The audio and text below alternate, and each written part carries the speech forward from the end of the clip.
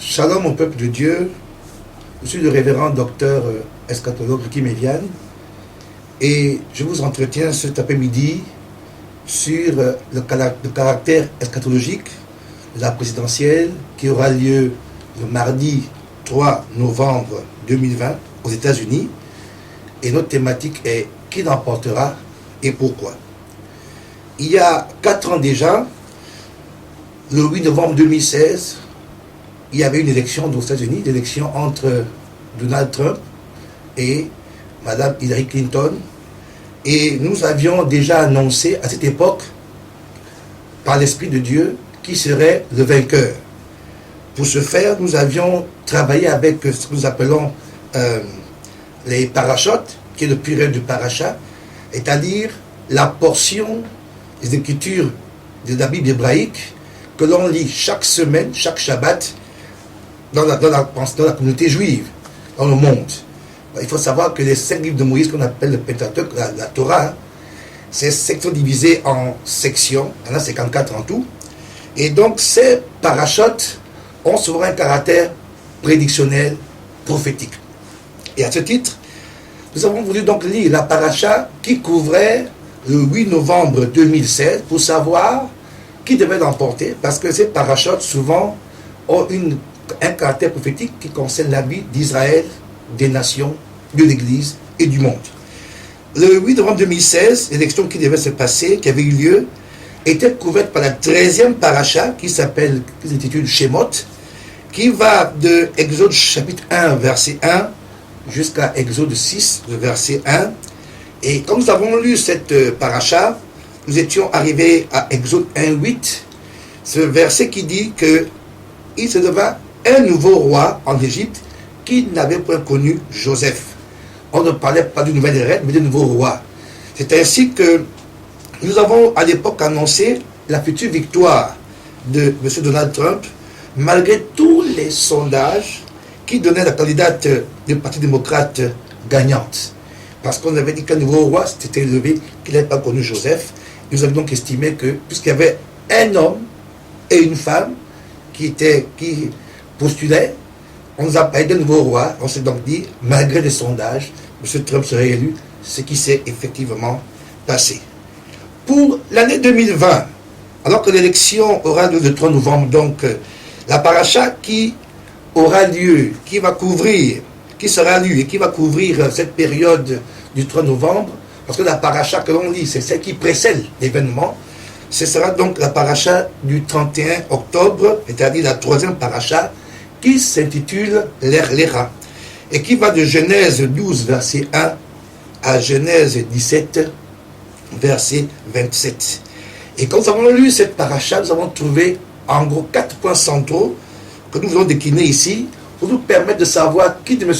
Donald Trump, le président sortant, ou de M. Joe Biden, le candidat qui veut prendre sa place, serait élu président, ou réélu. Et donc, le texte de l'Era nous donne 4 points centraux. Premièrement, nous avons dans ce passage, Dieu qui annonce à Abraham qu'il rendra son nom grand. Dieu dit à Abraham, dans Genèse 12, je rendrai ton nom grand. La première chose que nous constatons, c'est que le président Donald Trump, le président actuel, depuis 2016, son slogan de campagne est « Make America Great Again ». Ça veut dire « Rendre à l'Amérique sa grandeur ». La notion de grandeur apparaît, premièrement.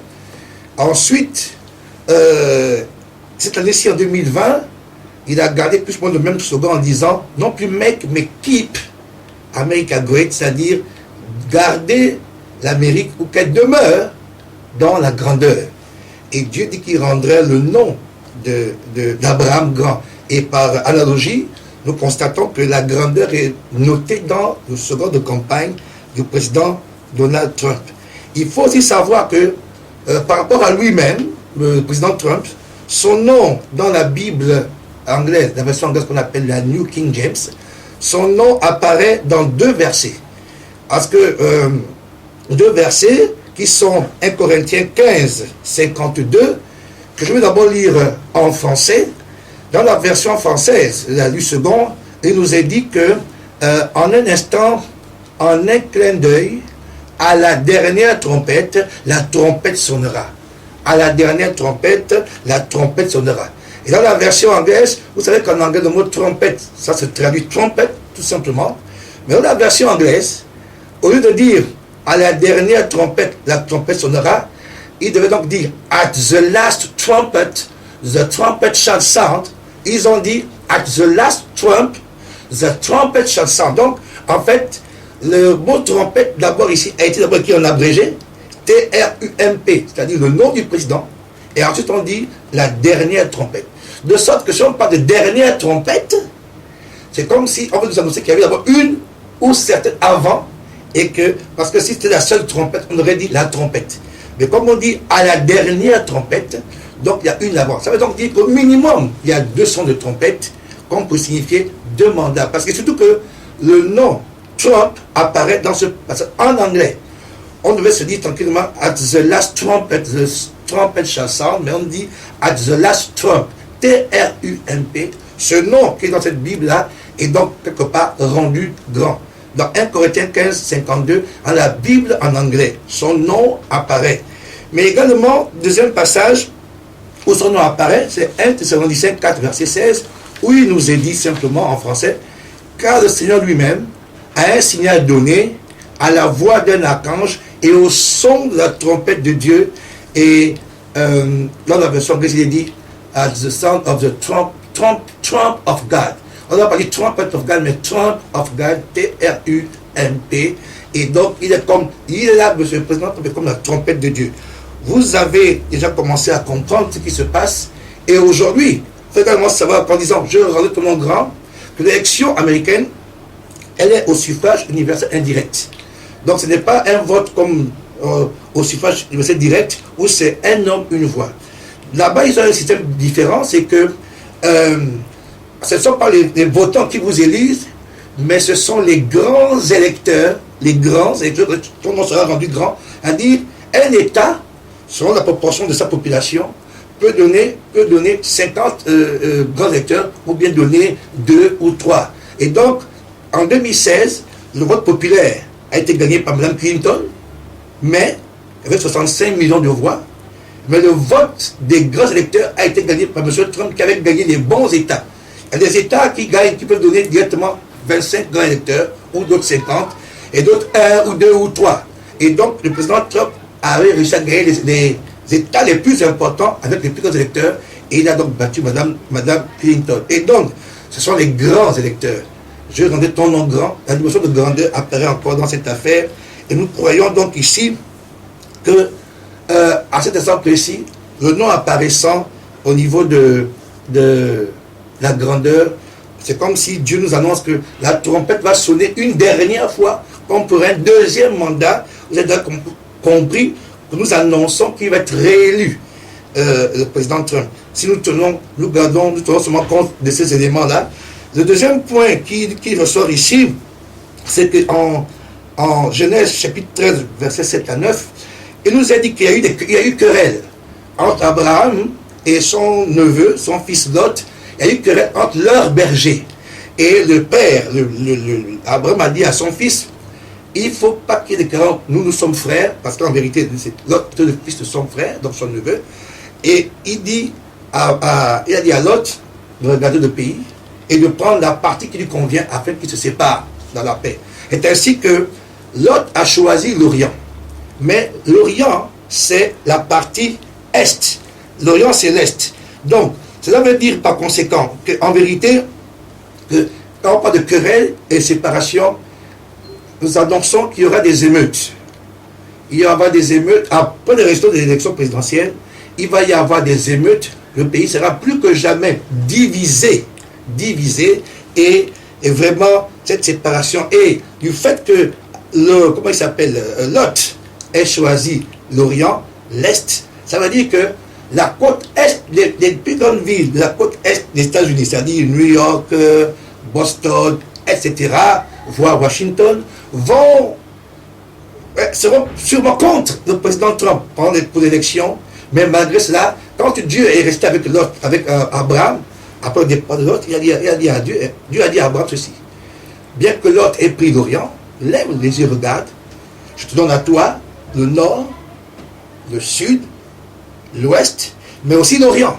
Donc même l'Orient, parce que quand on est vainqueur d'une élection, on est vainqueur de tous ceux que, même ceux qui ne nous ont pas votés, deviennent nos votants, parce que, et donc même l'Orient, qui était maintenant propriété de Lot, est devenu celle d'Abraham. Et donc, c'est la preuve que malgré le refus de la côte Est, le président Trump remportera l'élection. Mais ce qu'il faut retenir, c'est que des émeutes vont éclater, et plus que jamais, le pays sera divisé. Et aussi, le mot Est, vous avez le mot establishment, c'est-à-dire que aux États-Unis, c'est l'ensemble du monde des médias, de la politique. L'establishment, c'est vraiment tout ce monde de la culture, des arts, du cinéma, de l'Hollywood, etc.